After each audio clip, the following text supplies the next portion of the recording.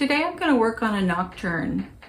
It's not really totally dark, but it's sundown, and it's sundown at the beach, and I'm going to try to show reflections on the water. So let's see how this turns out. So I've toned this canvas in red iron oxide. I'm going to put the setting sun right here.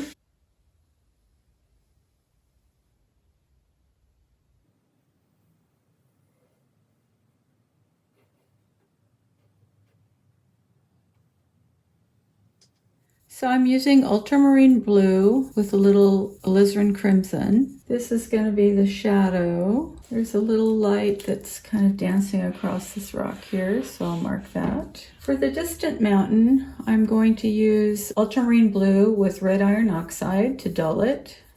And this will be the sun.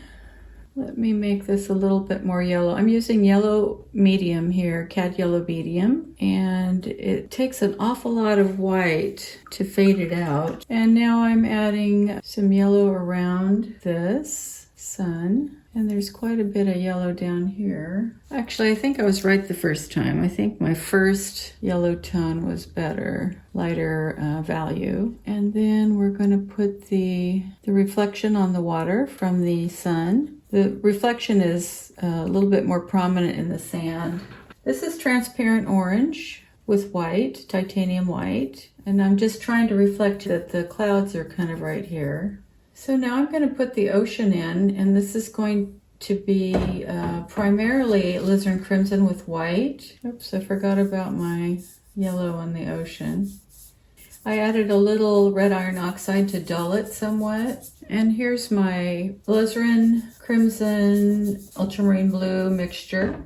And this is my same mixture of alizarin crimson and ultramarine blue, and I've added some white to it. I'm using one of these slick artist panel prime smooth ampersand, and this is a 16 by 20. And I really have a hard time with this type of panel because it's so slick that you can start painting on it, but then if you paint on top of it and there's been no drying, it wipes everything off. You know, I'm sure I probably, if I primed it, I'd have better results, but I'm so impatient. I don't like to prime things most of the time. I just want to dive in. I'm dropping a little bit lower in the sky, and I've used a cerulean blue with some titanium white. The sky color is decreasing as we get closer to the horizon. I feel like I need to dull this color also. The value is way too dark, so a little bit more white. This paint is so thick.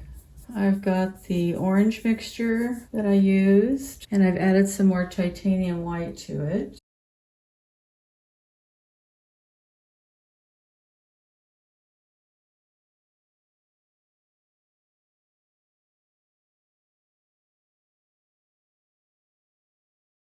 So the sun is shining here, and so I'm trying to show that reflecting in the water.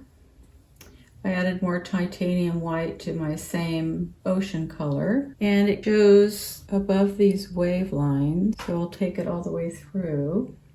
And I'm trying to show the angle of how the water's coming in. So I'm using more diagonal stroke, showing the contrast of the water against the seaweed, which I'm going to add in just a minute.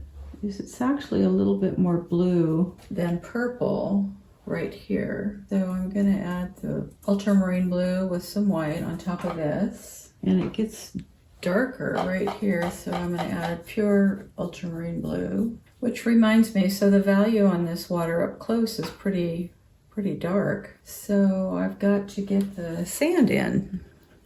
So I got the cliff color in, and behind this rock, it shows more rocks, but they're lighter. They're lighter value because the sun is shining on them. I definitely want a demarcation there. Okay, the value here may be a little bit dark, but I'm going to lay it in just so I can get a better idea. This is red iron oxide with yellow ochre and titanium white, and I added ultramarine blue to dull it. And it's a little darker down here, so I'm adding a little more ultramarine blue. So I'm going to get some of the yellow surrounding the sun in. I've mixed up another yellow, a little darker, adding a little orange right here. I'm noticing kind of streaks of purple underneath this, and the red medium that I added to this is kind of giving me that effect. And I mentioned before there's some purple in the sky, but I actually think I'm going to have to stop and let this dry a little bit because it's so slick that every time I put something down it kind of takes off the other paint underneath it. So I don't know why, but this cerulean blue paint is so thick. I'm going to have to thin it out a little bit. I'm going to get some white over the top of this. So here I added some phthalo blue and cobalt blue to make the sky look more realistic. Now sometimes the way I handle clouds is to take some white and kind of add it on top. But as I mentioned, this is so slick, I think we've got to let it dry a little bit.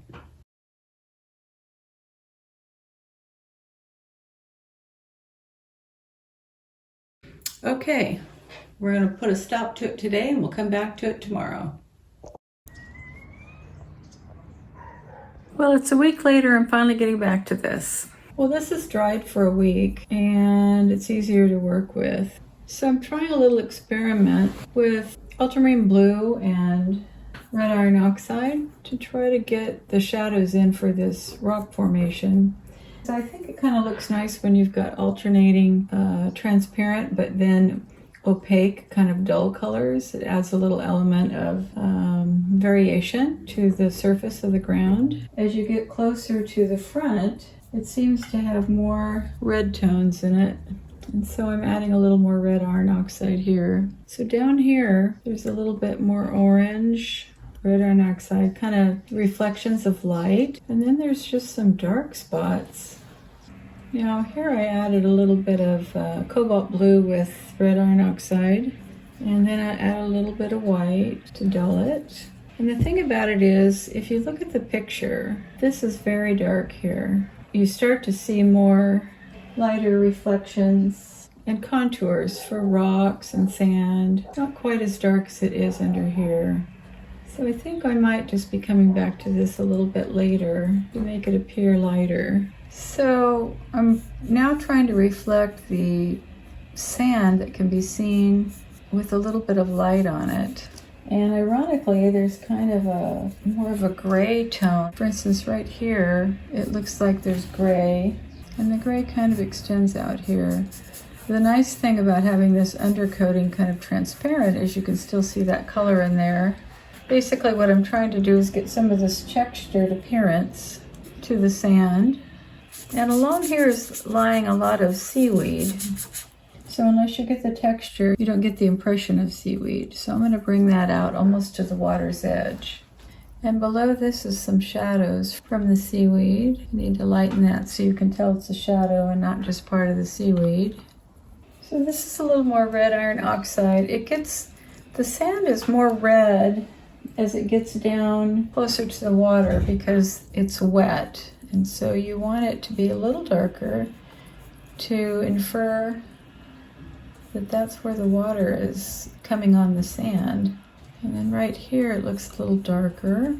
And then out here, this needs a little darkness in here because this is a big string of seaweed right here. And there's also some here. It's actually kind of all over the place. Well, I've got to put some more paint out that is not completely dried out because I've really been struggling.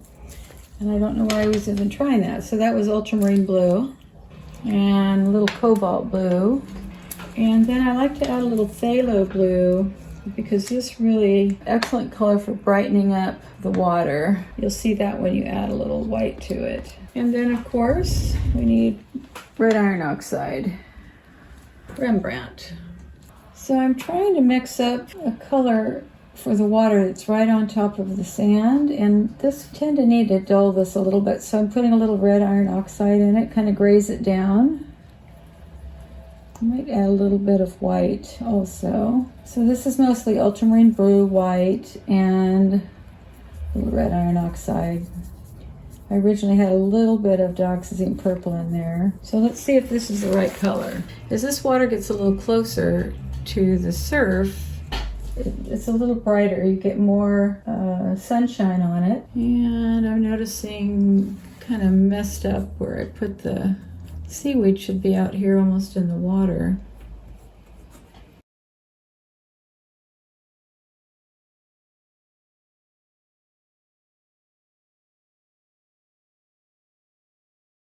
So as we get out here and the water is very shallow, the water becomes very light and does show that reflection. And all of this here looks actually more white. Not more white, but it looks more light blue. And we'll put a little bit more ultramarine blue and a little phthalo blue, a little more white, because this is very dark out this way.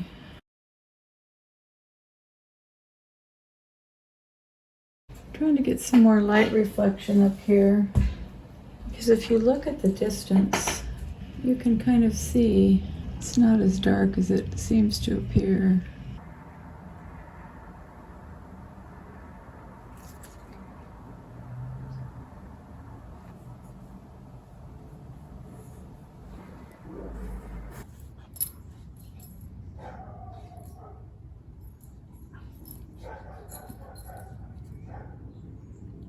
Well, I got back to it. I worked a little bit on this shadow sand area. Put a little green in the ocean, but I don't like that, and I'm going to fix that. And now I'm working on the sky. It's kind of interesting how you kind of move from spot to spot. The clouds are less noticeable. And I guess I'm just trying to make it look like there's just texture in the sky. I want to get lots of colors in it. I'm not sure if I'm going to add the cerulean back here, but we'll see. This is actually a little bit lighter down here. So I'm going to get the value a little bit lighter. So back to this. There is a hint of cerulean here, just on this left side. And I'm going to try to get it back. Now before, when I was putting the cerulean on it, it was just way too dark. And actually I'm using this cerulean blue hue. And this is such a vibrant color. I never realized. I thought as a hue it would be pretty easy to work with, but maybe it was the other cerulean I was using, but it's just really difficult to get the value lighter. And I just really need just the barest hint of this color down here. And then as we get a little bit higher, it's more like an alizarin crimson. That's too dark. Let me add some titanium white to that. Kind of almost a slight purpley kind of blue up here. And that's a little bit too light. There we go.